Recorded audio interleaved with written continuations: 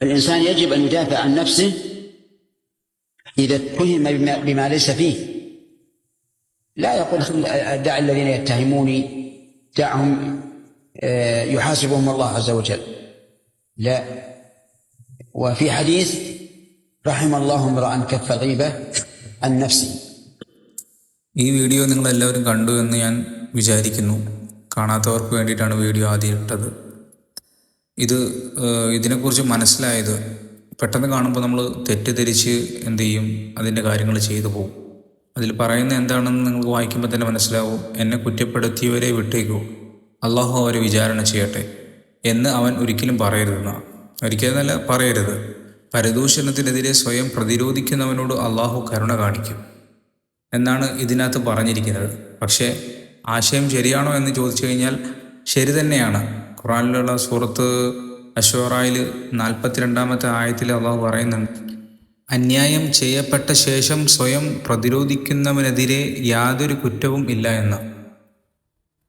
അന്യായം എന്ന് പറയുന്നത് അപവാദം, പരദൂഷണം. ഇതിനെതിരെ സ്വന്തം അല്ലെങ്കിൽ സ്വയമായി പ്രതിരോധിക്കുന്നതിനോട് പാപമല്ല എന്നാണ് അള്ളാഹു ഈ ഖുർആനിൽ വ്യക്തമാക്കുന്നത്. നബി സ്വല്ലല്ലാഹു അലൈഹി വസല്ലം തങ്ങൾ പരദൂഷണത്തിനെതിരെ നിലകൊള്ളാൻ വേണ്ടി പറയുന്നൊരു ഹദീസുണ്ട്.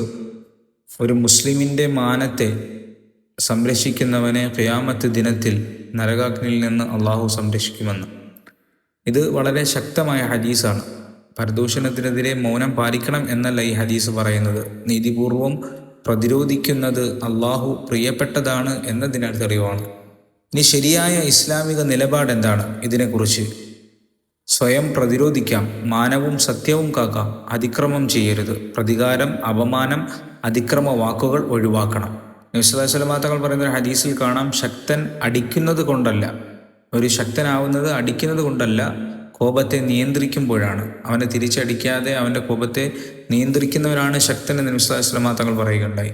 ഇനി ഇപ്പോൾ നമ്മൾ ആദ്യം കണ്ട ആ വീഡിയോയുടെ സമാപനമായിട്ട് ഞാൻ പറയാം, ഈ വാചകമുള്ള ഒരു ഹദീസില്ല.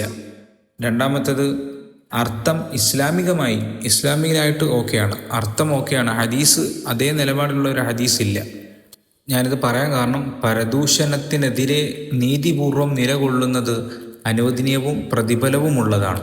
അതുകൊണ്ട് നീതിപൂർവം നമ്മൾ കൈകാര്യം ചെയ്യുക. നമ്മളെ കുറ്റപ്പെടുത്തുന്നവരെ തിരിച്ച് കുറ്റപ്പെടുത്താതിരിക്കുക, നമ്മളെ പരിഹസിക്കുന്നവരെ തിരിച്ച് പരിഹസിക്കാതിരിക്കുക.